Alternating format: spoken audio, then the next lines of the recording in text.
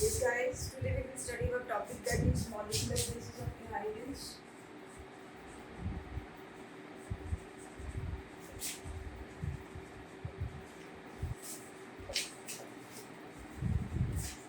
Yes, we all know what is the unit of inheritance. Yes, it is the DNA. So, in this chapter, we will revolve around the DNA. We will learn about the structure of the DNA, how the DNA replicates, about the central dogma,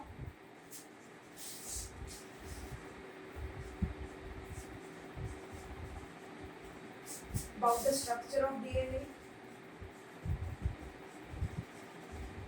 and the various experiments which were done to prove that DNA is the genetic material.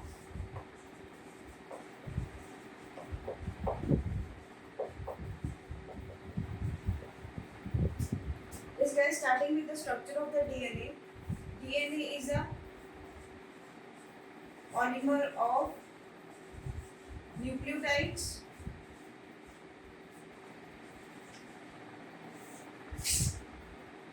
Is it polymer of nucleotides? There are the two terms. One is the nucleoside and another is the nucleotides. How these both terms are different from each other. In case of nucleosides, there are the pentose sugar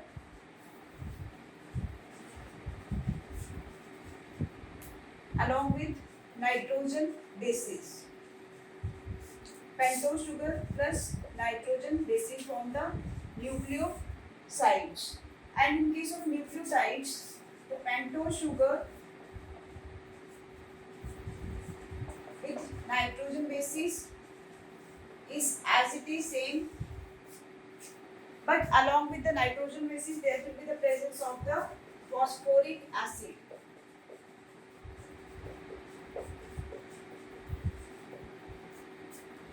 Look at the structure. It's like this. The pentose sugar at the starting from the here as the first carbon position. At the first carbon position, the nitrogen bases are added, and second, third, fourth, and fifth position. And at the fifth position, the phosphate group, that is the H3PO4, that is the phosphoric acid, or the hydroxyl group is added at the fifth position along with the phosphate. Nucleosides में phosphate absent है और यहाँ पर in case of nucleotides phosphate is present. और third end of the carbon इसके पास क्या होगा? Hydroxyl group. ये तो एक सिंगल न्यूक्लियोटाइड का स्ट्रक्चर है. अब हमने बोला कि डीएनए क्या है? Polymer of the nucleotides. तो पॉलीमर ऑफ द न्यूक्लियोटाइड्स में कैसे स्ट्रक्चर होंगे? This is the pentose sugar. इसके फर्स्ट कार्बन एटम पे नाइट्रोजन बेस जुड़ा हुआ है और फिफ्थ पे हमने बोला फॉस्फेट ग्रुप अटैच है. और थर्ड पर क्या होता है? जनरली हाइड्रोक्सिल ग्रुप प्रेजेंट होता है, लेकिन during the formation of the polymer this hydroxyl group is removed and at this place the hydroxyl group of the phosphoric acid is added like this.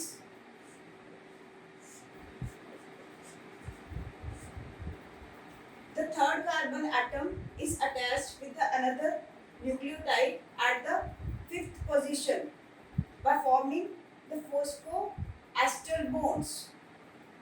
Clear? अब like this chain will continue, but at the end of this chain, at the third position, a hydroxyl group is free. That is called the 3' position, and where at the 5 position, the phosphate group is added. That is called 5' position. Is it clear? And we know the N2 bases are of two types, that are purines and the pyrimidines. In case of purines, two type of N2 bases, that is the adenine and guanine. adenine and guanine, and in case of the pyramids there are the cysteine, uracil and thymine. Is it clear? So guys, the pentose sugar, when we talk about the pentose sugar are also of the two types, that are ribose sugar and another is deoxyribose. In case of nucleotides of the DNA, the pentose sugar is of deoxyribose type, and the N2 bases can be purines and the pyrimidines, and another is the phosphoric acid. The purines are having a specific property, that is the purines will bind to the pyrimidines, that is adenine will bind with the thymine, by forming double bonds, and these double bonds are formed of the hydrogen bonds, and guanine will bind with cysteine by forming the three bonds, that are the triple bonds are of the hydrogen, and what we call जो carbon के साथ जब N2 attach है, that is nitrogen attach है, तो इसको क्या बोलते हैं, N glycosidic linkage.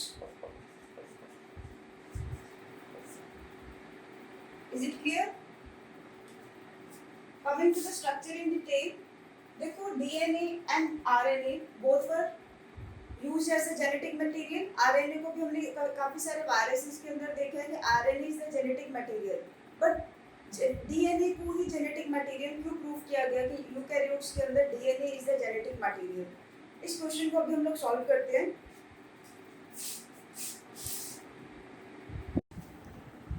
Yes guys, now we will see. अब बच्चे मैंने आपको बताया कि मैंडल के काम पहले, एक तो उस टाइम भी जर्नल्स वगैरह इतनी पब्लिश नहीं होते थे, लोगों को स्टैट्स की नॉलेज नहीं थी, तो उसका काम बहुत टाइम तक हिडन रहा. लेकिन आफ्टर 33 इयर्स मैंडल के काम की रीडिस्कवरी की. जी वेराइज ऑरेंज कॉर्न फिशमार्क, इन तीनों साइंटिस्ट ने क्या किया, rediscovery of the Mendel's work. बहुत इंपॉर्टेंट क्वेश्चन है ये, एग्जाम में आया हुआ है पहले. रीडिस्कवरी ऑफ मैंडल वर्क किसने की थी? जब इन्होंने रीडिस्कवरी किया आफ्टर 33 इयर्स, तब उस टाइम तक क्या हुआ था बच्चे, सेल डिवीजन लोग जान चुके थे कि सेल डिवाइड करता है, और उस टाइम में क्रोमोसोम्स की डिस्कवरी हो चुकी थी.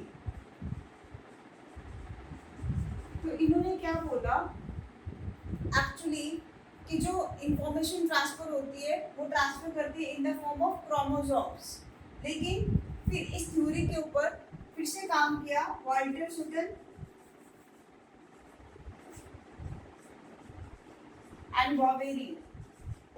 इन दो साइंटिस्ट ने इसके ऊपर फिर से वर्क किया. इन्होंने बोला कि नहीं, मैंडल भी ठीक था कि उसने बोला फैक्टर, बट यहाँ पे उन्होंने टर्म यूज की जीन. इन्होंने बोला कि क्रोमोसोम्स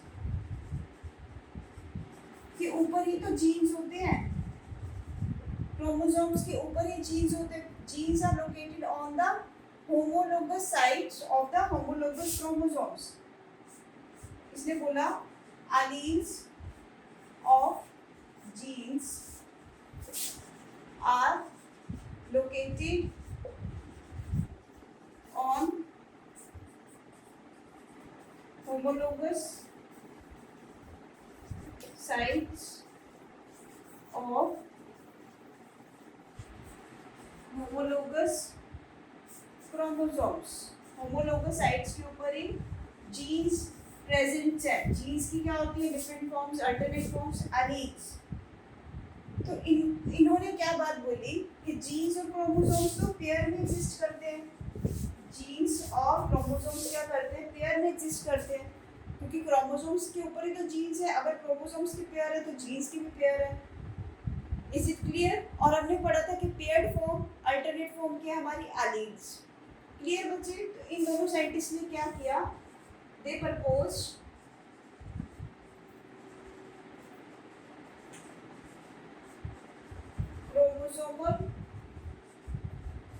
theory of inheritance. इन्होंने दी chromosomal theory of inheritance. Is it clear बच्चे? उसके बाद फिर बच्चे एक साइंटिस्ट आया टी.एच. मॉर्गन. टी.एच. मॉर्गन को फादर ऑफ एक्सपेरिमेंटल जेनेटिक्स भी बोला जाता है. Father of experimental genetics. ऐसे क्यों बोला जाता है? क्योंकि उसने बहुत सारे एक्सपेरिमेंट्स किए थे ऑन ड्रोसोफिला.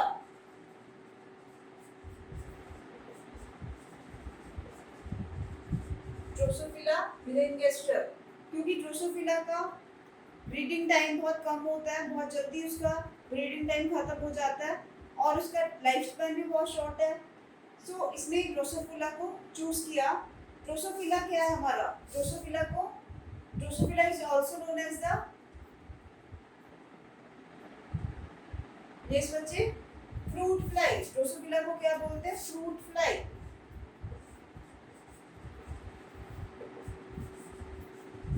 Fruit fly. इसने क्या किया? बहुत सारे एक्सपेरिमेंट्स किए.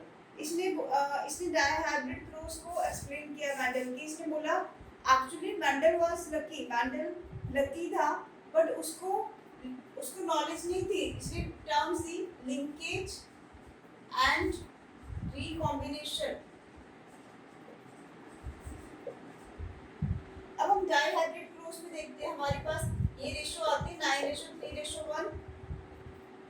हमारे पास 9 क्या होते हैं? Round yellow,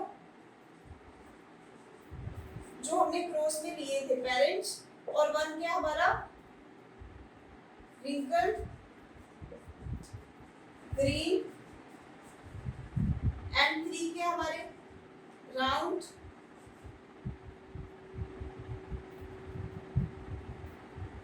green, and 3 are the wrinkled green. ये वाले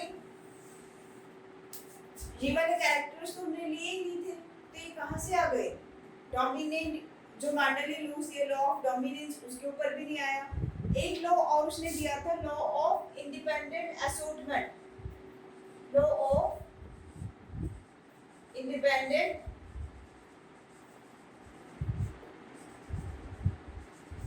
असॉर्टमेंट. मेंडल कहता था कि कैरेक्टर्स जो है डायहाइब्रिड ग्रुप्स में कैरेक्टर्स जो है, 2 कैरेक्टर्स ने चूज किए, वो क्या करते हैं? इंडिपेंडेंटली अपने आप को डोमिनेट करते हैं, इंडिपेंडेंटली असॉर्ट करते हैं. लेकिन उसको कोई नॉलेज नहीं थी कि वो कैसे होते हैं. तो उसको एक्सप्लेन किसने किया था? टी.एच. मॉर्गन ने. टी.एच. मॉर्गन ने बोला कि अगर तो मान लो भाई 2 क्रोमोसोम्स है, मान लो इसके पास 1 2 3 और 4, 1 2 यहाँ पे 5 लिख लो, 5 6 7, 1 2 3 4 5 6 और 7. मान लो 2 क्रोमोसोम्स है. अगर हम बोले एक क्रोमोसोम में 1 और 7 दोनों दूर दूर है. अगर 1 के ऊपर मान लो ये वाला 1 रेड कलर को कोऑर्डिनेट करता है और ये वाला कोऑर्डिनेट करता है ग्रीन कलर को, तो क्या एक दूसरे को इन्फ्लुएंस करेंगे? नहीं. क्या इन दोनों में लिंक स्ट्रॉन्ग होगा? नहीं. मतलब अगर जितना कोई पास रहेगा तो उसका लिंक उतना ही ज़्यादा होगा. एक्चुअली जो मेंडल ने जो कैरेक्टर चूज किए थे वो इंडिपेंडेंटली असॉर्ट इसलिए कर पाए क्योंकि उनमें क्या था? Poor linkage. अगर पुअर लिंकेज है तो there will be the chances of the recombination. Linkage strong कब होगा? जब डिस्टेंस कम. अगर डिस्टेंस रिड्यूस, अगर डिस्टेंस कम कर दी जाए तो क्या होगा? Linkage will be strong. अगर मान लो सपोज मेरी एक फ्रेंड है, उसका नाम है मान लो प्रिया. तो मेरा और उस प्रिया का रिलेशन बहुत अच्छा है. We are very closely linked. अगर हमारे बीच इतनी ज़्यादा क्लोजनेस है, हमारे बीच बहुत ज़्यादा क्लोजनेस है, अगर हमारे बीच क्लोजनेस है तो हमारे बीच क्या होगा, स्ट्रॉन्ग लिंकेज, और क्लोजनेस की वजह से क्या हम चाहेंगे कि हमारे बीच एक तीसरा बंदा न्यू इंट्रोड्यूस होकर हमारी लड़ाई करवा दे, चाहे हमारे बीच एक नया बंदा इंट्रोड्यूस हो। जो नया बंदा इंट्रोड्यूस होता है, मान लो यहाँ पे नए कैरेक्टर्स इंट्रोड्यूस हुए, तो इनको क्या बोला जाता है, इनको बोला जाता है नए कैरेक्टर्स को रिकॉम्बिनेंट्स। रिकॉम्बिनेंट्स, जो नए कैरेक्टर्स बनते हैं रिकॉम्बिनेंट्स, और प्रोसीजर को क्या बोलते हैं, रिकॉम्बिनेशन। रिकॉम्बिनेशन, रिकॉम्बिनेशन कब होगी बच्चे, जब क्या होगा, लिंकेज वीक होगा। अगर हमारी बॉन्डिंग वीक है तो there will be the chances of the recombination. तो सिमिलरली मैंडल के जो एक्सपेरिमेंट्स हुए थे उसमें लकीली जीन्स क्या थे, दूर दूर पड़े हुए थे, इस कारण से वो इंडिपेंडेंटली एसोर्ट कर पाए। लेकिन उसका जो रीजन था, linkage and the recombination, that phenomena was given by the T.H. Morgan by his experiments on the Drosophila. Is it clear?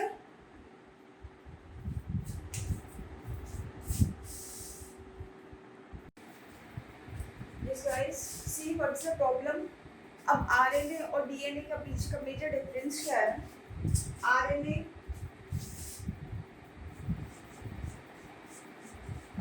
that is the ribonucleic acid, इसके पास जो पेंटोज शुगर प्रेजेंट है वो कौन सी है, राइबोज टाइप की। RNA is also the polymer of the nucleotides, लेकिन RNA में pyrimidine type of M2 basis में instead of thymine only and only uracil is present. Only and only uracil is present. Instead of thymine, the uracil is present. See, we had said that adenine will bind to thymine in case of the DNA, but यहाँ पर adenine bind करता है uracil के साथ में in case of the RNA. RNA में बोल सकते हैं हम लोग सिर्फ 4 टाइप की हमारे M2 बेसिस है, that is the adenine, uracil, guanine and cysteine. Clear? और यहाँ पर क्या होता है, अगर स्ट्रक्चर में बात करें तो this is the pentose sugar, यहाँ पर नाइट्रोजन बेस प्रेजेंट है, लेकिन यहाँ पर फॉस्फेट नहीं प्रेजेंट होगा।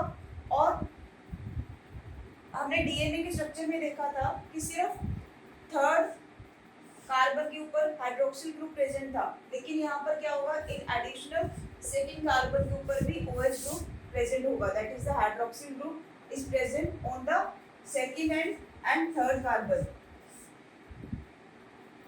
Clear?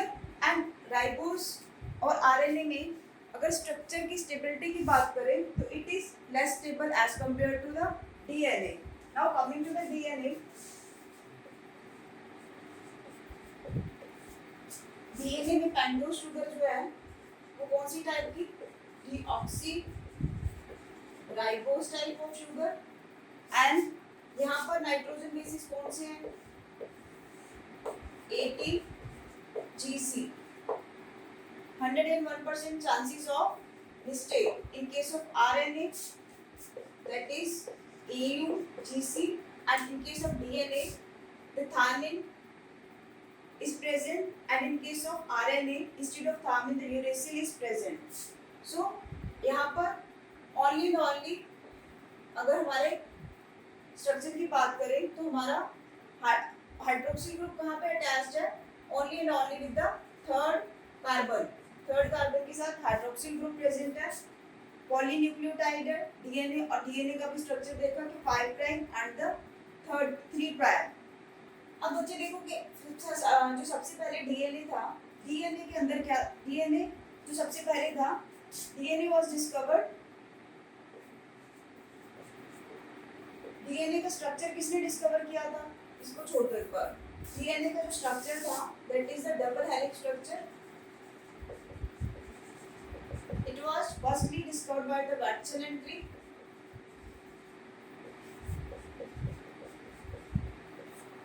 उसने क्या बोला, डीएनए के 2 स्ट्रैंड्स हैं जो कि एलिकली कॉइल्ड है। एक स्ट्रैंड के पास फ्री फॉस्फेट ग्रुप होगा और उसके पास दूसरे एंड पे क्या होगा 3 हाइड्रोक्सिल ग्रुप। लेकिन दोनों के दोनों स्ट्रैंड्स कैसे होंगे, एंटी पैरेलल होंगे। दैट इज दूसरे स्ट्रैंड की पोलैरिटी क्या होगी 3 prime and the 5 prime, anti parallel and complementary to each other. ठीक है, और इन दोनों स्ट्रैंड्स को बाइंड कौन करेगा। अब इस स्ट्रैंड की बैकबोन कौन है, phosphate and the pentose sugar. वो क्या बना रहे हैं, स्ट्रक्चर की बैकबोन बना रहे हैं, एक स्केलेटन की तरह। ये स्ट्रक्चर है हेलिकली कॉइल, और इसके बीच की जो बॉन्डिंग्स है इन दोनों को आपस में, दो स्ट्रैंड को आपस में जोड़ता है, that is done by the nitrogen base. इसीलिए तो एडेनिन और थायमिन के बॉन्ड्स बने double bond, and in case of the guanine and the cysteine triple bond. Is it clear? now coming to the essential requirements. Okay, what are the essential requirements for the material to be called as a genetic material? That it should be able to replicate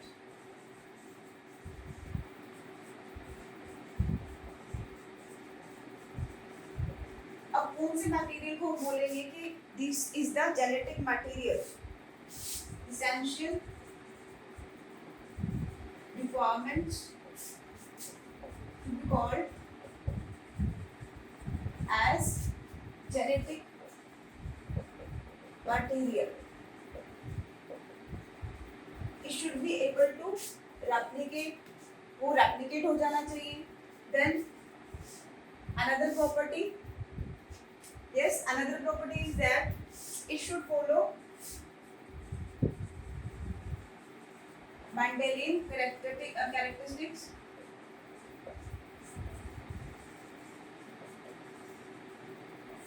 Mendelian characteristics means it should transmit or express itself from the parents to the offspring.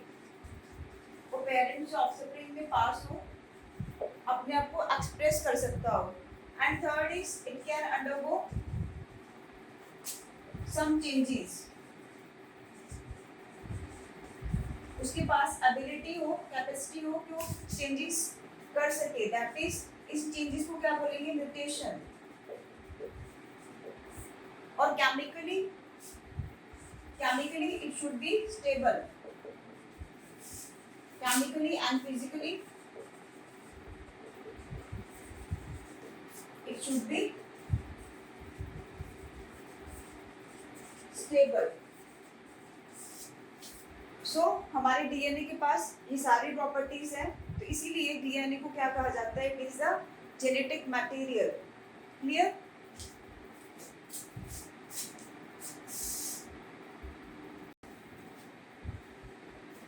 Yes guys, so the next topic is the nucleic acids.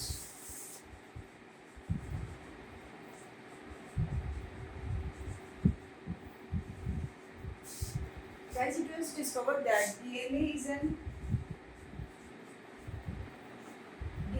has an acidic substance.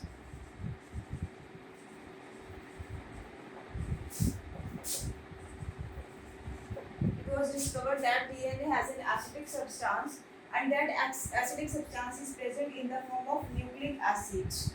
So, first of all, the nucleic acid was discovered or seen by scientist Altman.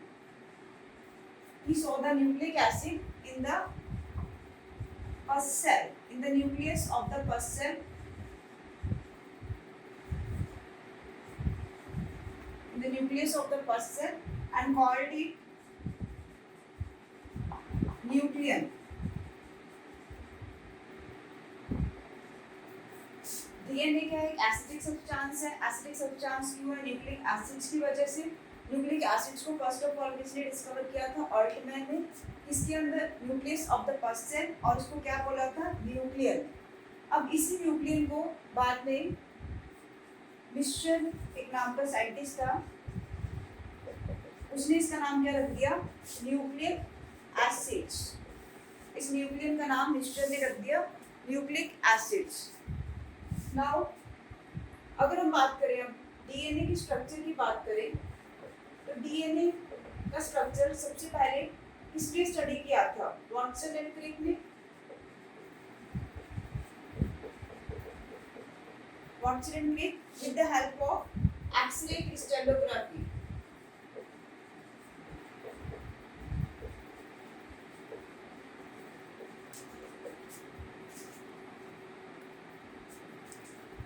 Watson and Crick firstly studied the DNA model and named it as the double helix model with the help of X-ray crystallography, which was produced by scientists Wilkins and Franklin. Wilkins and Franklin ने x ray crystallography produce की थी और उसकी study उसकी help से उन्होंने DNA का structure पढ़ा और उस मॉडल को उन्होंने नाम दे दिया double helix model. Is it clear? अब डीएनए क्या है? एक एसिडिक सब्सटेंस और इसके पास डीएनए के पास क्या होता है? एक नेगेटिव चार्ज. डीएनए क्या है? एक नेगेटिवली चार्ज बॉडी है. नेगेटिवली चार्ज बॉडी जिसे कौन होल्ड करता है? पॉजिटिव चार्ज जिसे होल्ड करता है पॉजिटिव चार्ज प्रोटीन्स एक रीजन के अंदर जहां पर पॉजिटिव चार्ज प्रेजेंट होगा उस रीजन को बोलते हैं इन अ रीजन कॉल्ड न्यूक्लियोइड. उस रीजन को बोलते हैं न्यूक्लियोइड. क्लियर? जो पॉजिटिवली चार्ज प्रोटीन्स हैं they are what they are.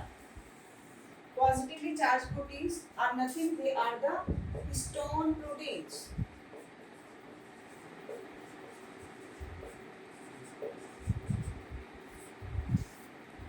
Histone proteins. जब हिस्टोन प्रोटीन्स के अराउंड डीएनए रैप होता है तो ये क्या करते हैं? They will form the octamer. इस तरीके से डीएनए के मॉलिक्यूल्स डीएनए के मॉलिक्यूल्स को हिस्टोन प्रोटीन होल्ड करता है बाय फॉर्मिंग द ऑक्टामर. अब इसके अराउंड डीएनए इस तरीके से रैप्ड होता है.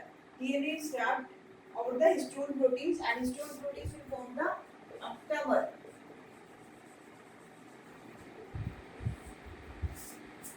Clear? Now we will discuss a double helix model. Double helix model क्या बोलता है कि डीएनए स्ट्रैंड कैसे है? हेलिकली कॉइल्ड है और इसकी प्रॉपर्टीज कैसी है? They are anti parallel and complementary to each other.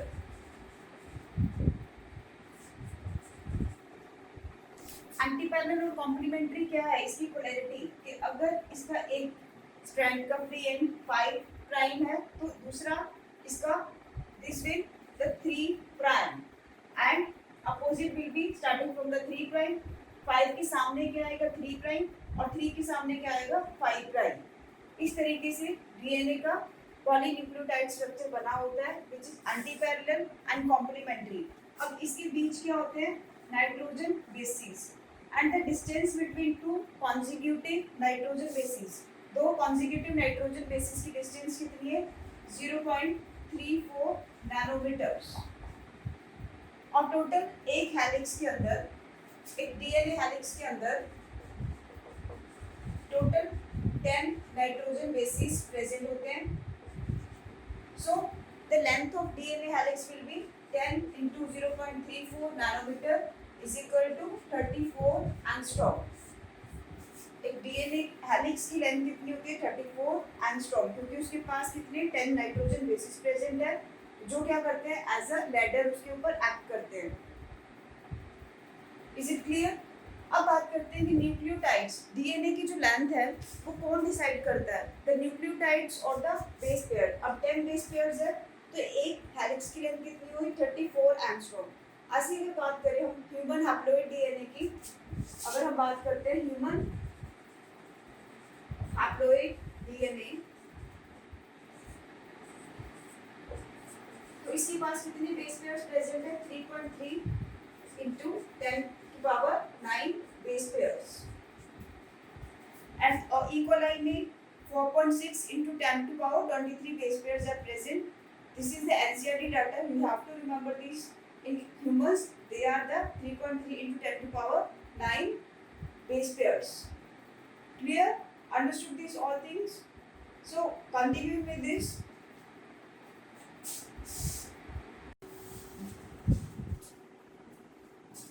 Yes, बच्चे, our next topic is sex determination.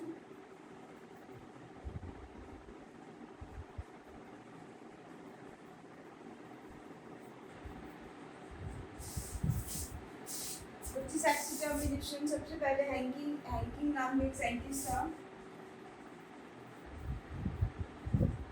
उसने देखा आफ्टर पॉपुलेशन के कुछ स्पर्म्स के पास कुछ स्पेशल टाइप की बॉडी है और कुछ के पास नहीं है. तो उसने उस स्पेशल टाइप की बॉडी को बोला एक्स बॉडी.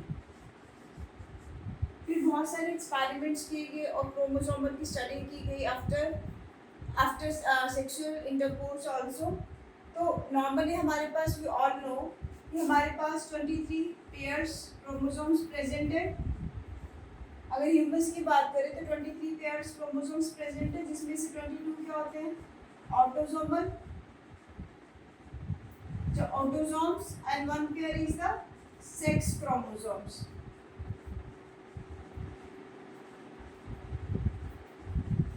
एक पेयर क्या होता है सेक्स क्रोमोसोम्स. क्लियर बच्चे?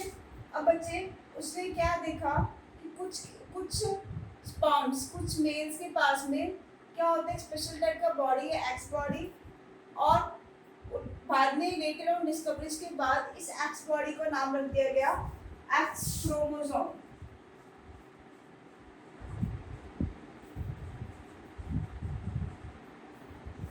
फिर इंसेक्ट्स के ऊपर स्टडी की गई.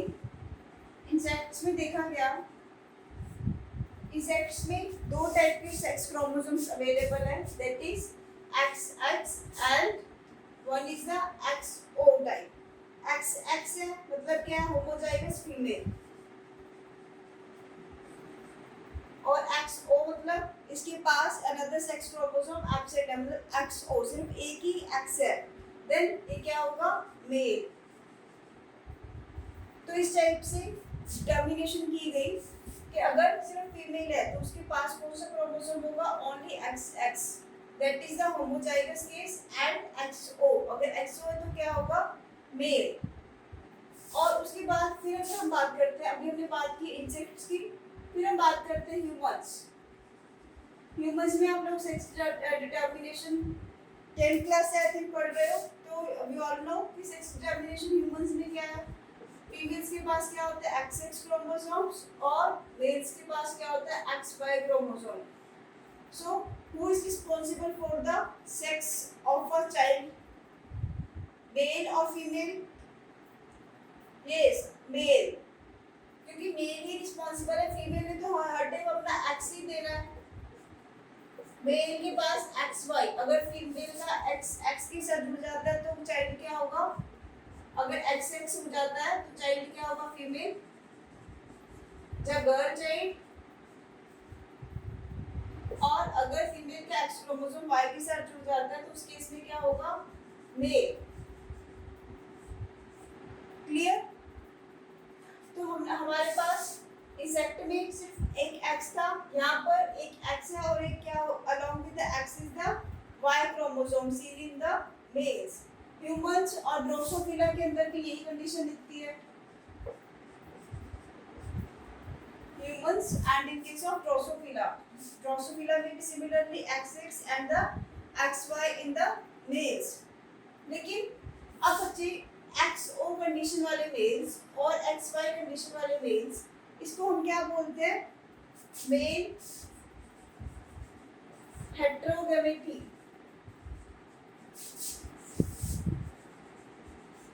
अब हमने दो केसेस के अंदर मेल हेटेरोगैमेटी देखी है, that is XO in case of insects,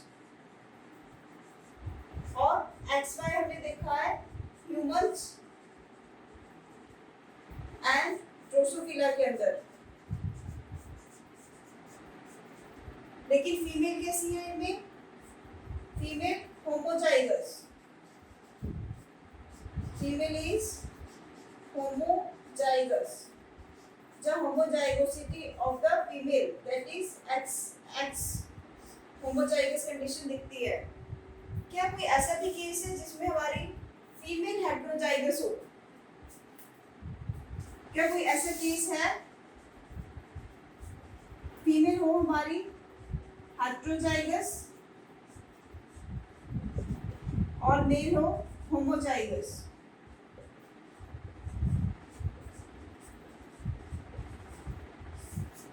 Is this condition possible? Yes बच्चे, this condition is possible, but यहाँ पर X नहीं होगा क्रोमोसोम। फीमेल हेटेरोजाइगस में कंडीशन क्या होगी? ZW और मेल के पास ZZ। ZW और ZZ क्रोमोसोम्स किसके अंदर होते हैं? बर्ड्स के पास दो पेयर ऑफ क्रोमोसोम्स होते हैं, सेक्स क्रोमोसोम्स। ZZ होता है मेल्स के अंदर, ZW कंडीशन होती है फीमेल्स के अंदर। The female heterozygosity is seen only and only in the case of birds. Otherwise, लेकिन अब इसमें भी फीमेल हेटेरोजाइगोसिटी है तो X क्रोमोसोम नहीं है, यहाँ पर ZW है और मेल के पास क्या है? ZZ। तो वेरी इंपॉर्टेंट क्वेश्चन। क्लियर बच्चे? बच्चों को यहाँ पे बहुत कंफ्यूजन होती है इंसेक्ट और बर्ड्स। सो इंसेक्टा अलग चीज है। आपने तो फाइलम्स वगैरह जब पढ़ लिए, हमारे इंसेक्ट कौन से फाइलम के अंदर आते हैं? आर्थ्रोपोडा। यस। और बर्ड्स के हमारे एक क्लास के अंदर आते हैं, phylum Chordata, class Aves. Yes, very good बच्चे।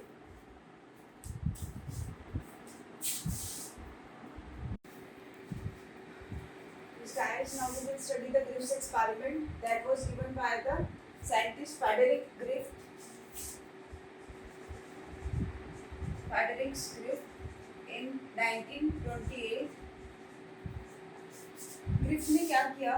एक्सपेरिमेंट किया स्ट्रेप्टोकोकस निमोनिया बैक्टीरिया के ऊपर, और उसने इस बैक्टीरिया की कल्चर किया और दो कॉलोनीज बनाई। दो कॉलोनीज में उसने देखा एक कॉलोनी कैसी है?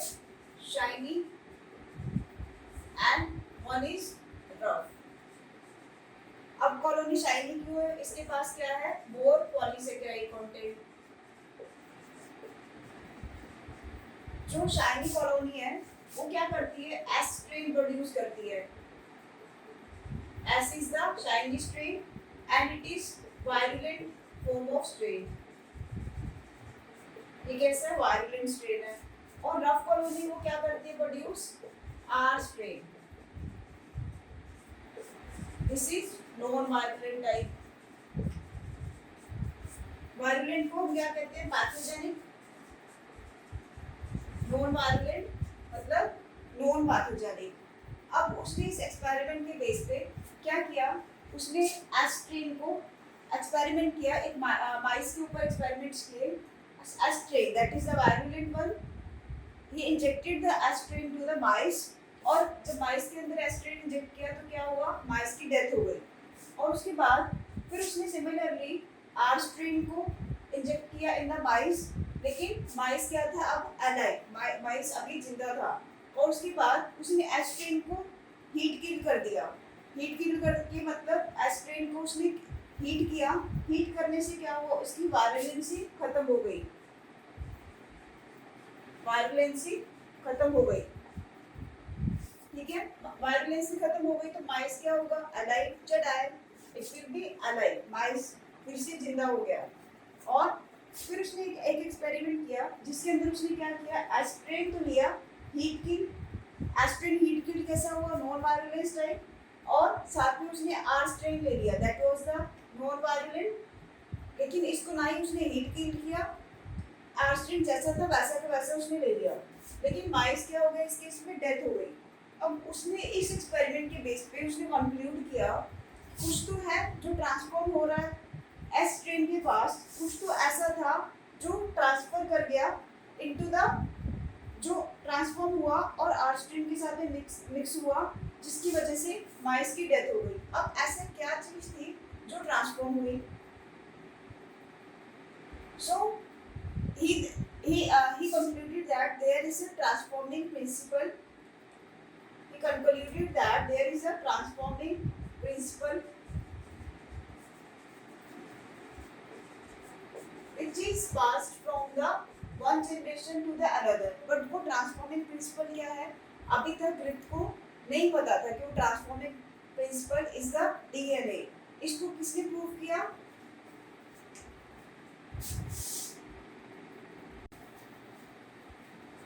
यस गाइस, अब देखो हमने ट्रांसफॉर्मिंग प्रिंसिपल देखा जो ग्रिफ्थ ने दिया था। ग्रिफ्थ ने क्या बोला कि कुछ चीज है जो ट्रांसफर करती है, बट वो क्या चीज है उसे नहीं पता। तो उस चीज को किसने डिफाइन किया? The scientist Oswald Avery, Colin MacLeod and the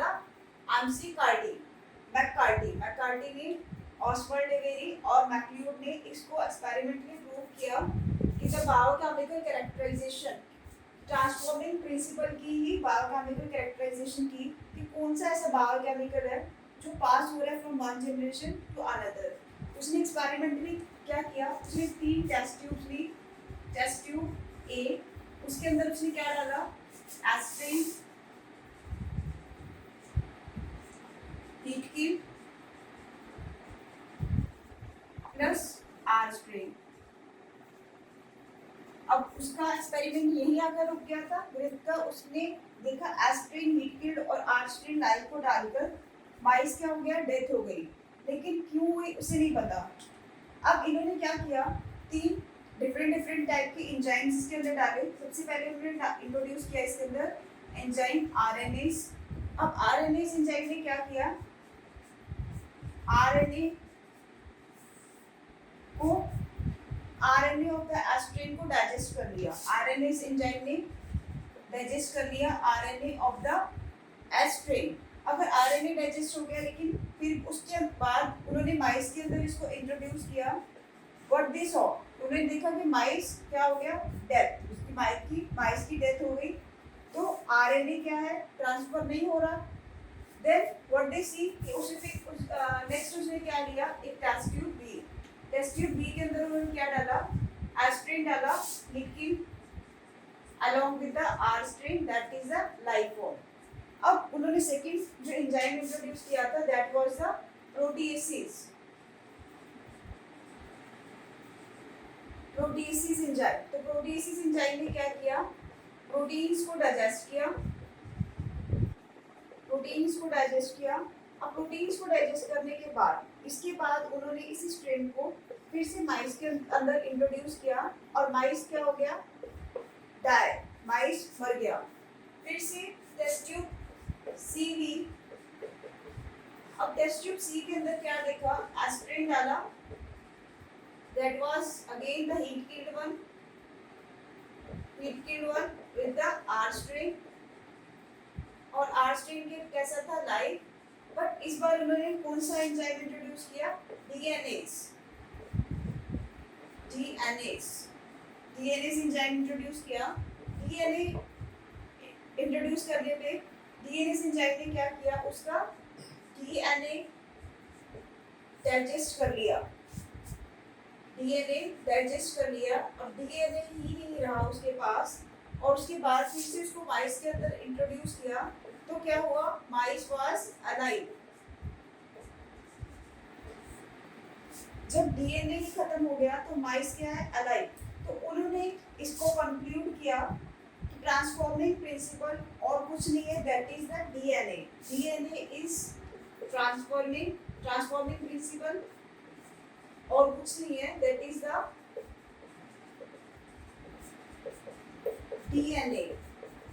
DNA is pass from one generation to the another. अगर डीएनए नहीं होगा तो क्या होगा? कैरेक्टर्स पास नहीं होंगे। जैसे इस केस के अंदर डीएनए नहीं है तो character that is the virulent character pass नहीं हुआ तो माइस क्या है? अलाइव। सो बायोकेमिकल कैरेक्टराइजेशन किसने की? Oswald Avery, Colin MacLeod and the McCarthy.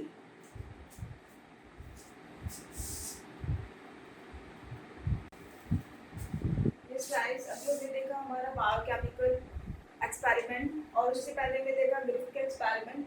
लेकिन अब इतने सारे एक्सपेरिमेंट्स के बाद बायोकेमिकल एक्सपेरिमेंट ने एक्चुअली प्रूव कर दिया था कि डीएनए जो क्या है, it is the transforming principle. लेकिन उसके बाद से भी बहुत सारे साइंटिस्ट क्या थे? कन्विंस नहीं हुए। उन्होंने अपने एक्सपेरिमेंट्स को कैरी ऑन किया and what they did, the unequivocal, the unequivocal, that is the unbreakable proof कि डीएनए ही जेनेटिक मटेरियल है, उसका अनब्रेकेबल प्रूफ किसने दिया? Alfred Hershey and the Martha Chase. ये बहुत बार आपके एमसीक्यू क्वेश्चन में आया भी हुआ। The unequivocal proof, that is the unbreakable proof कि पूरा एक्सपेरिमेंटली प्रूफ किया गया हार्शीज एंड मार्था चेस के एक्सपेरिमेंट्स में कि डीएनए ही एक्चुअली जेनेटिक मटेरियल है। अब इन्होंने एक्सपेरिमेंट्स किए। क्या एक्सपेरिमेंट किया? इन्होंने एक्सपेरिमेंट किया with the help of viruses that infect bacteria. ये हमने पढ़ा हुआ है कि वायरस जो बैक्टीरिया को इन्फेक्ट करते हैं उसको क्या बोलते हैं? बैक्टीरियोफेज। स्ट्रक्चर भी सबको याद होगा।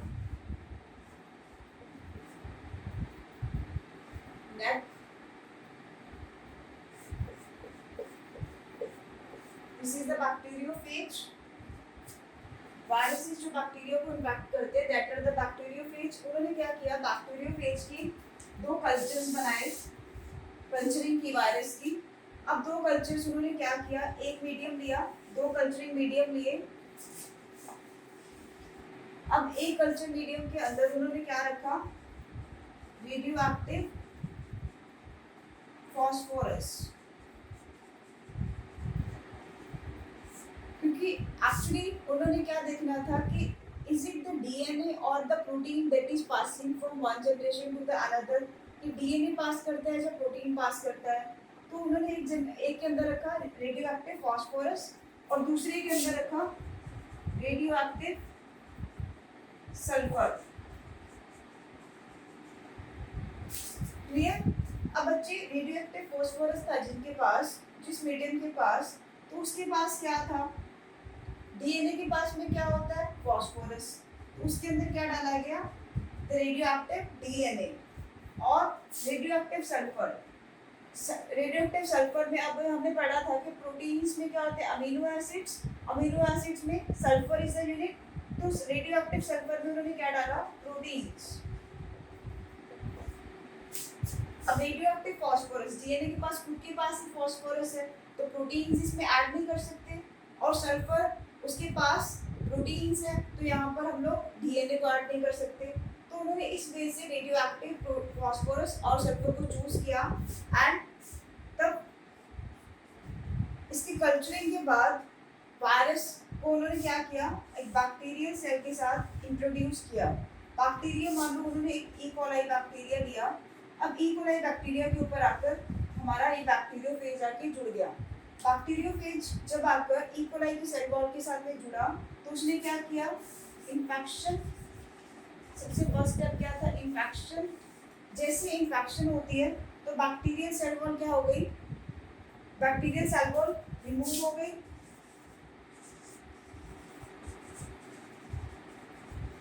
बैक्टीरियल सेल वॉल जब रिमूव हुई तो क्या हुआ? दोनों के दोनों केसेस में उसने ब्रांडिंग की कि इसका डीएनए इंट्रोड्यूस किया, वायरस का DNA will get introduced with the E coli. अब वायरस उसके अंदर चले गए तो क्या होगा? Next step will be blending. जैसी सेल वॉल हमारी रिमूव हो गई, पहले क्या था? बैक्टीरिया, उसके ऊपर सेल वॉल।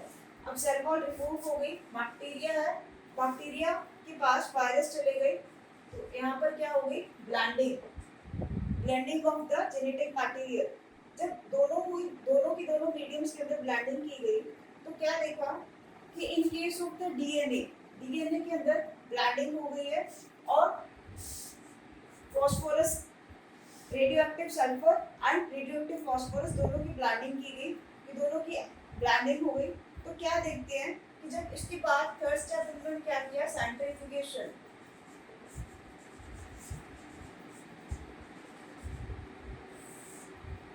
सेंट्रीफ्यूज कर दिया उसको। ब्लेंडिंग के बाद उसको सेंट्रीफ्यूज करके उन्होंने क्या देखा कि the radio active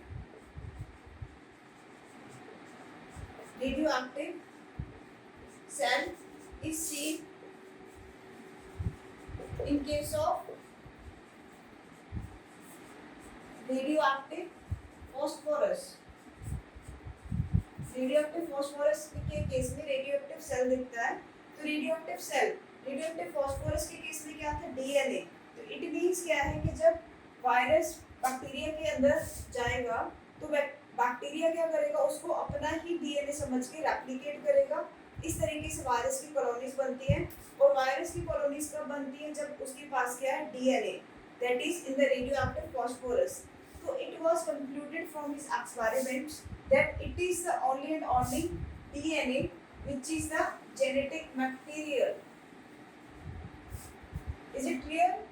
That Aditya Walker proved that DNA is genetic material was given by the Alfred Hershey's and Marthage's on experimenting on the bacteriophage. And the three steps are the infection, blending, and the centrifugation that we had discussed.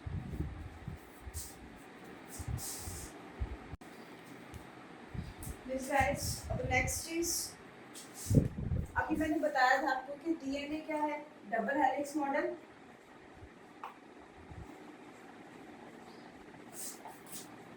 जो किसने दिया था, Watson and क्रिक।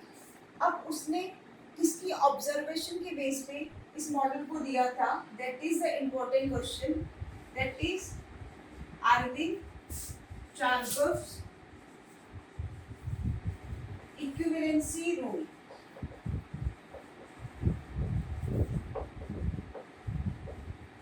अब Erwin Chargaff's का equivalency rule क्या कहता है, ये कहता है कि amount of purines that are the nitrogenous bases is equal to the amount of pyrimidines। अगर एक स्ट्रैंड के पास प्योरीन्स है तो दूसरी स्ट्रैंड के पास इक्वल नंबर में ही पिरामिडिन्स होंगे। जैसे मान लो एक स्ट्रैंड के पास 10 एडेनिन बेस पेयर्स प्रेजेंट है, तो पिरामिडिन्स भी कितने होंगे, पिरामिडिन्स में एडेनिन के साथ क्या बाइंड करता है, थायमिन। अगर 10 एडेनिन है तो 10 ही क्या होंगे, थायमिन होंगे।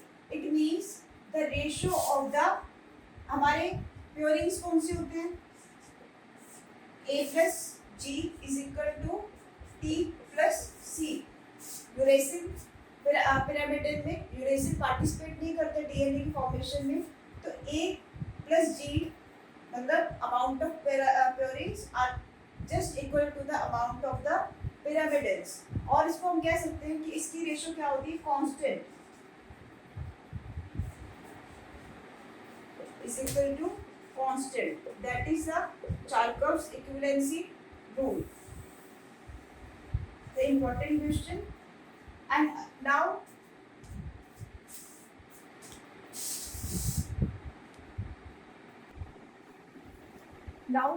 अब हमने एक टॉपिक है हमारा सेंट्रल डॉग्मा,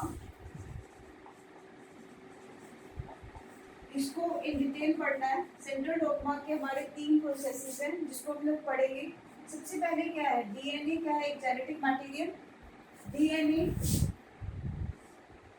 डीएनए क्या करता है, रेप्लिकेशन करता है। डीएनए की क्या होती है, रेप्लिकेशन। और डीएनए से अगेन क्या बनता है हमारा, आरएनए। डीएनए का मेन फंक्शन क्या है, कोडिंग करना। लेकिन जहां पर डीएनए कोडिंग नहीं करता वहां पर वो क्या करवाता है, आरएनए से कोडिंग करवाता है। आरएनए की कौन सी टाइप होती है, टीआरएनए, एसआरएनए एंड द एमआरएनए। कौन से वाला आरएनए बनेगा, ये बहुत बार क्वेश्चन पूछा गया है। क्या सिर्फ एमआरएनए बनेगा, क्योंकि बहुत सारी बुक्स में यहाँ पे आरएनए की जगह लिख देते हैं mRNA. No, it is the old type of RNA that are formed, और इस प्रोसेस को बोलते हैं ट्रांसक्रिप्शन। ट्रांसक्रिप्शन। अब आरएनए क्या करता है, आरएनए हमने पढ़ा था हमारे राइबोसोम्स किसके बने होते हैं, आरएनए के। आरएनए राइबोसोम्स के पास जेनेटिक मटेरियल क्या है, आरएनए। अब राइबोसोम्स के पास जो आरएनए है वो क्या करता है, प्रोटीन। राइबोसोम्स को क्या बोलते हैं, protein factories.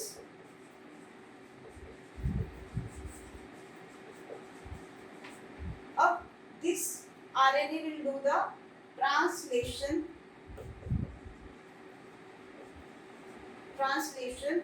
and will form the protein. RNA से प्रोटीन बनना is the translation, DNA से RNA बनना is the transcription, and DNA से DNA बनना is the replication. Now we will discuss the all steps in detail. First of all, we will start with the replication of the DNA. Yes guys, now we will study the DNA replication, the very important process. बस DNA replication को explain करने के लिए 3 methods दिए गए थे by the Dalbrek. Dalbrek ने एक method दिया that is a dispersive method. उसने क्या बोला कि जब DNA की replication होती है, मान लो एक ये क्या है मेरा parental strand कहते हैं जब replicate करेगा तो 2 daughter cells बनेंगे, लेकिन 2 daughter cells के अंदर उसने बोला कि इसके अंदर कुछ segments जो होंगे वो कौन बनाएगा, पैरेंटल डीएनए, एंड कुछ सेगमेंट्स क्या होंगे, न्यूली सिंथेसाइज्ड. कुछ सेगमेंट्स कैसे हैं, some segments are the parental and some segments are newly synthesized.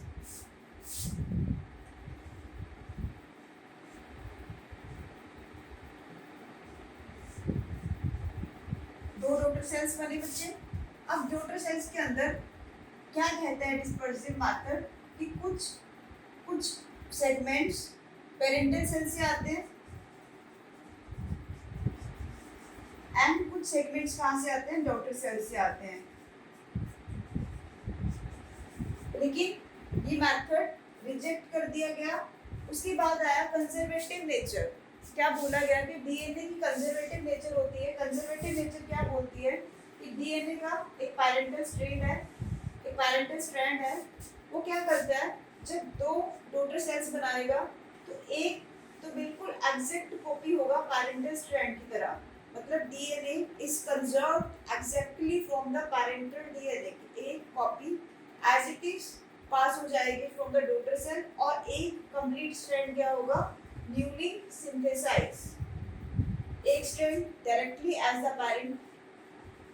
parental DNA and one as the newly synthesized.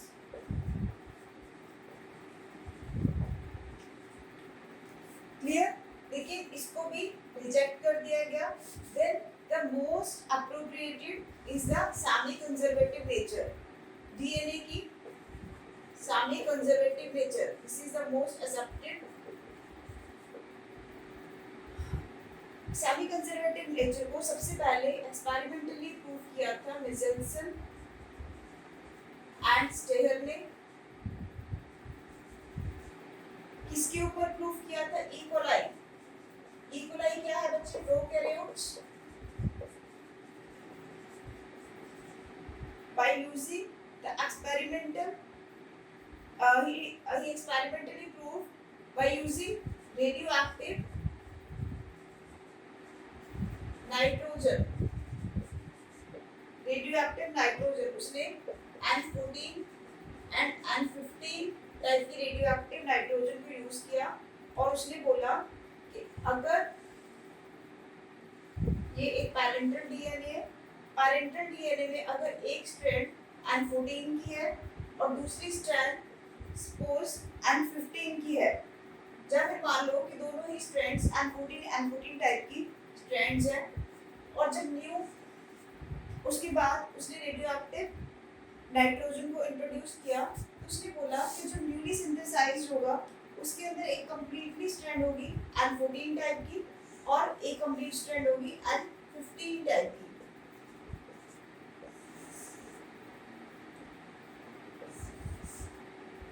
एक N14 टाइप की और एक N15 टाइप की.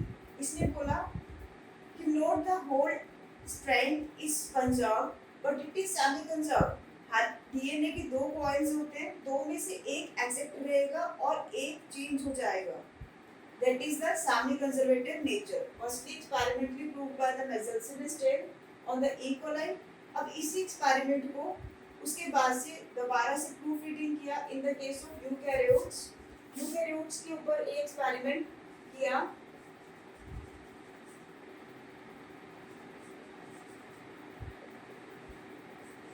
बाय इस बच्चे किसने किया था? टेलर,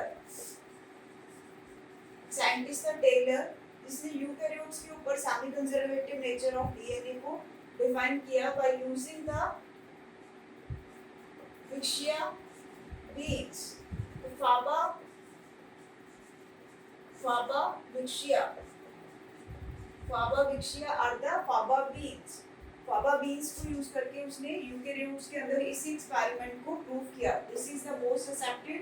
और टेलर ने किसके अंदर किया था? यूकैरियोट्स। मिजल्सनेस चेहल ने किया था ई कोलाई के अंदर। They are very important questions. Now we will study the DNA replication.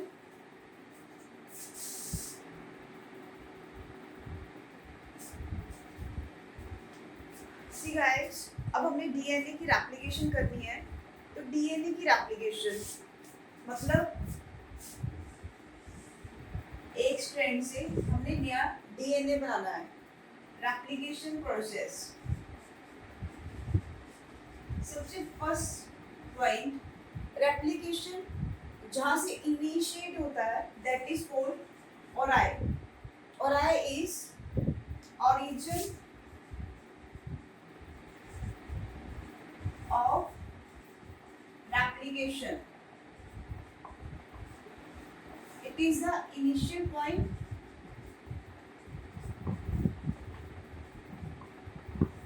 from where the replication will start. जैसे मान लो ये एक complete DNA का strand है, the polarity is 5 prime, 3 prime, 3 prime and the 5 prime. तो इसके पास एक strand के पास में एक specific point है that is the ओराई, जहाँ से replication शुरू होगी। बच्चे replication कभी भी terminal ends, कभी भी टर्मिनल पॉइंट से कभी भी शुरू नहीं होगी, क्योंकि रेप्लिकेशन अब डीएनए को रेप्लिकेट होना है तो उसको बहुत फास्टली और एक्यूरेटली रेप्लिकेट होना है। लेकिन अगर टर्मिनल एंड से रेप्लिकेशन की जाए तो क्या हो जाएगा, उसकी स्पीड कम हो जाएगी। सो डीएनए के पास में क्या है, particular DNA is having the particular point of initiation that is the ori. अब प्रोकैरियोट्स के अंदर बात करें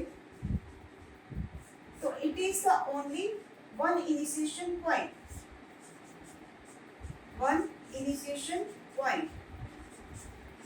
प्रोकैरियोट्स में सिर्फ एक ओराई है, और अगर हम यूकैरियोट्स की बात करें तो वहां पर क्या है, many initiation points.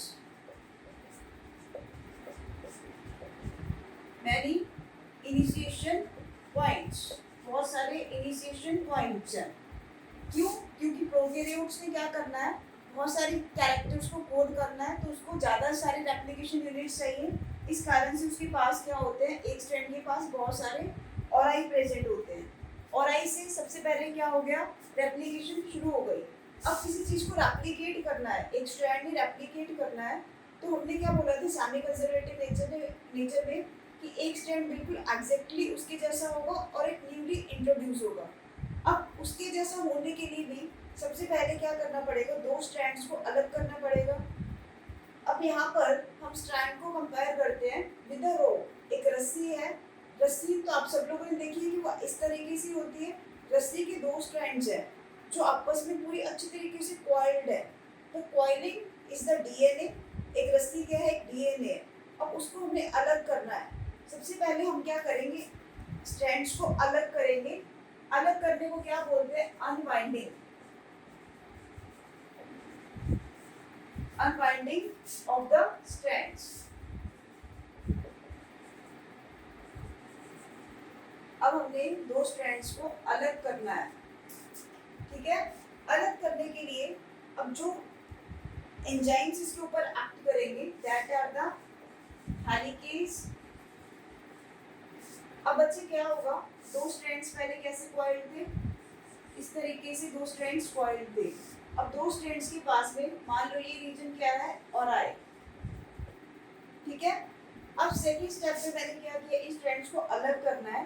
तो ओराई के पास में क्या होता है, एक स्पेशल टाइप का एंजाइम है दैट इज द हेलिकेज। यहाँ पर ओराई था, that is the origin of replication. इसके पास एक स्पेशल टाइप का एंजाइम होगा हेलिकेज, जो स्ट्रैंड को क्या कर देगा, अलग कर देगा। इसने इस स्ट्रैंड को अलग कर दिया इस तरीके से। जब हेलिकेज स्ट्रैंड्स को अलग करता है तो this unwinding structure is called the replication fork. इस स्ट्रक्चर को बोलते हैं replication fork. It is the Y shape structure, Y जैसा स्ट्रक्चर है, वाई हम ऐसे ही लिखते हैं, तो it is the Y shape structure. Y shape structure इसको हमने बोला रेप्लिकेशन फोर्क। अब लेकिन जो हमारे दोनों के दोनों स्ट्रैंड्स हैं वो लिंक्ड होते हैं with the help of phosphodiester bonds. ये स्ट्रैंड्स आपस में फिर से जुड़ने की कोशिश करते हैं। तो इसकी प्रॉब्लम को सॉल्व करते हैं अब SSBs। ये भी एक टाइप की स्पेशल टाइप के एंजाइम्स हैं। इसका पूरा नाम क्या है, single strand binding proteins.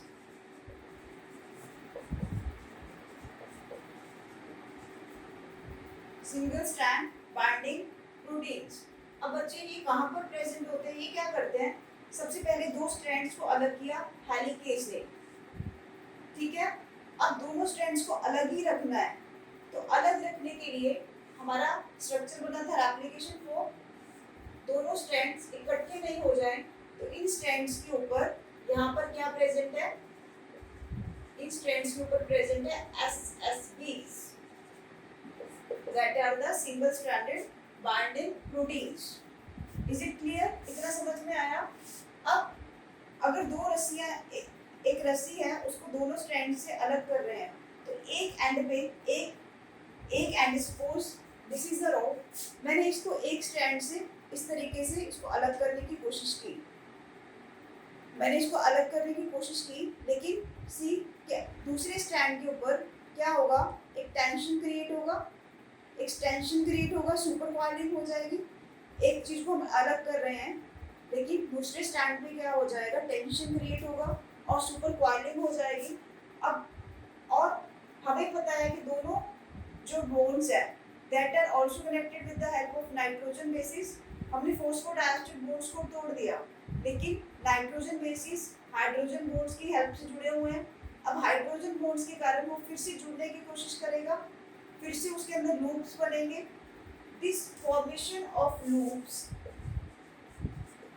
is called is due to the presence of the nitrogen bases. Nitrogen bases के पास में क्या है, H bonding। इसके कारण क्या हो रहा है, एक थर्ड टाइप का problem that is the super coiling. अब सुपर कॉइलिंग के कारण क्या हो रहा है, एक एंड के ऊपर टेंशन फॉर्म हो रहा है। इस टेंशन को कौन रिलीज करता है, एक स्पेशल टाइप का enzyme that is the topo isomerase enzyme. Clear?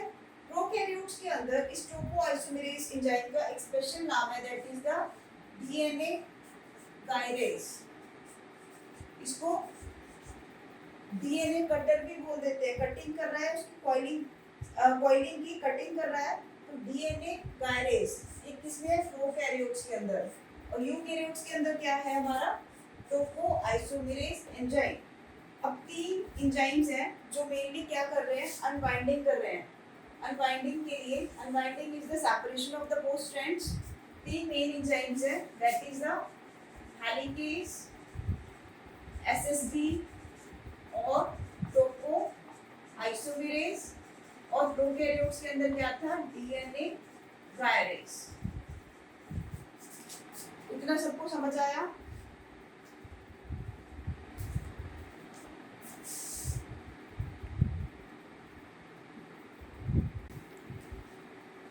Yes guys, अभी हमने देखा हमारी अनवाइंडिंग हो गई।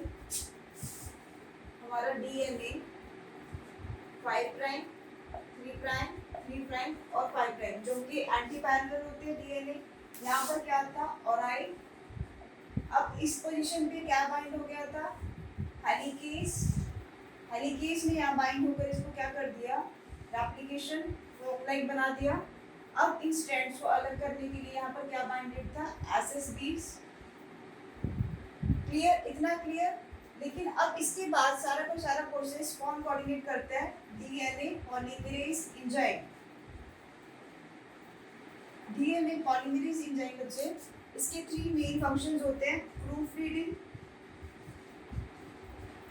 ये कहता है कि मैं बहुत एक्यूरेट हूँ, कहीं 10 मिलियन में जाके कोई एक मिस्टेक होगी, इतना इतना ज़्यादा एक्यूरेट होता है। Proofreading is done by the DNA polymerase. इसके अलावा ये और क्या करता है, डीएनए की repair and it also synthesise DNA ligase. DNA ligase भी एक एंजाइम है जो क्या करता है, डीएनए की स्ट्रैंड्स की सेगमेंट्स को ऐड करता है। अब बच्चे पॉलीमरेज, हमने पढ़ा था कि डीएनए क्या है, पॉलीन्यूक्लियोटाइड चेन। पॉलीमरेज, पॉलीमरेज का मेन फंक्शन क्या है, न्यूक्लियोटाइड्स को ऐड करना, न्यूक्लियोटाइड्स को ऐड करना। तो हमने अभी देखा कि 4 मेन फंक्शन है डीएनए पॉलीमरेज के। न्यूक्लियोटाइड्स को कौन ऐड करता है, डीएनए पॉलीमरेज। लेकिन डीएनए पॉलीमरेज की 2 लिमिटेशंस हैं। लिमिटेशंस, इसकी 2 मेन लिमिटेशंस हैं, वो क्या है, डीएनए पॉलीमरेज कहता है it can't initiate the process, it can't initiate the process, ये प्रोसेस को इनिशिएट नहीं कर सकता। क्यों, because it needs existing 3OH group.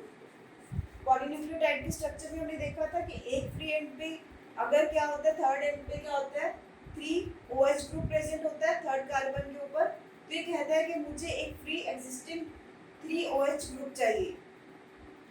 तो इसकी प्रॉब्लम सॉल्व करने के लिए एक एंजाइम है, दैट इज द प्राइमेज।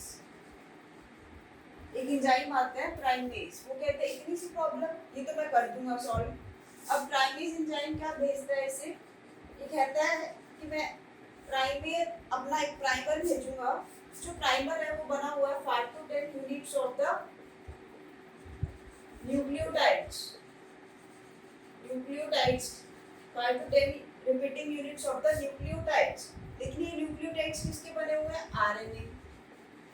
तो प्राइमेज ने जो प्राइमर भेजा वो क्या है, आरएनए प्राइमर। ठीक है बच्चे।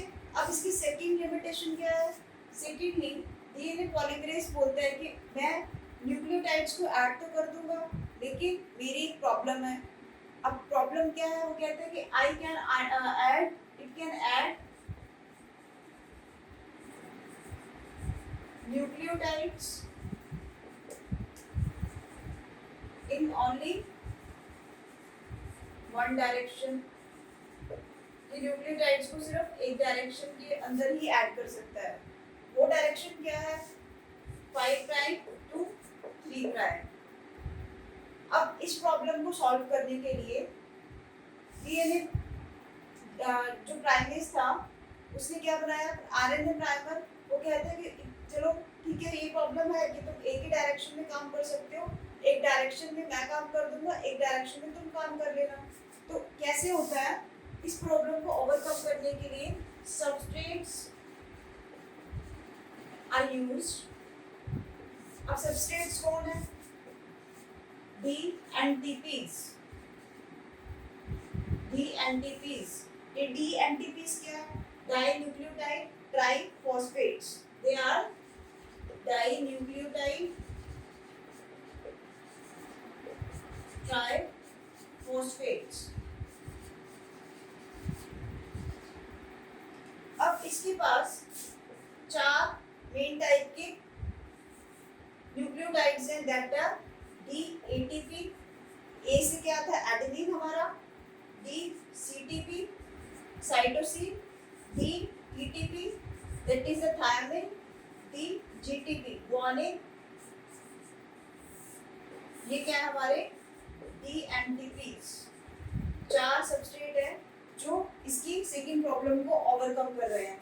अब हमारा RNA पॉलीमरेज, ये हमारा कौन सा प्राइम था, 5 prime to 3 prime, 3 prime to 5 prime, दोनों एंटी पैरेलल है। अब RNA पॉलीमरेज का एक छोटा सा पीस, 5 to 10 न्यूक्लियोटाइड्स का पीस यहाँ पर आकर बाइंड हो जाएगा। सिमिलरली यहाँ पर क्या हो जाएगा, RNA प्राइमर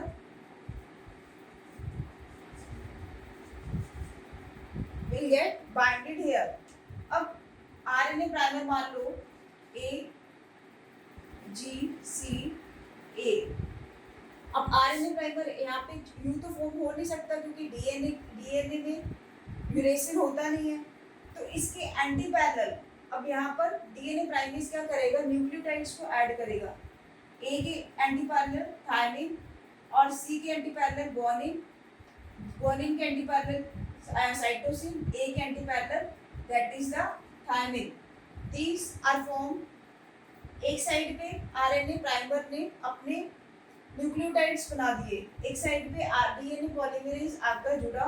अब उसको जुड़ने के लिए किसने हेल्प की, सबस्ट्रेट्स ने। अब कुछ भी चीज बाइंडिंग हो रही है, दिस रिएक्शन CGCT, इसके रिस्पेक्ट में बने AGCA, ऊपर क्या था AGCA, इसके रिस्पेक्ट में न्यूक्लियोटाइड्स जुड़े। ये वाले न्यूक्लियोटाइड्स किसने बनाए थे, हमारे primer that is the RNA primer, और इनको किसने बनाया, हमारे DNA पॉलीमरेज। दो अलग अलग टाइप के न्यूक्लियोटाइड्स आकर जुड़े। अब इन न्यूक्लियोटाइड्स का जुड़ना, इस प्रोसेस को क्या बोलते हैं, पॉलीमराइजेशन। पॉलीमराइजेशन, इसके लिए क्या चाहिए, सबस्ट्रेट लेवल सबस्ट्रेट चाहिए। वो कौन है, हमारे DNTPs।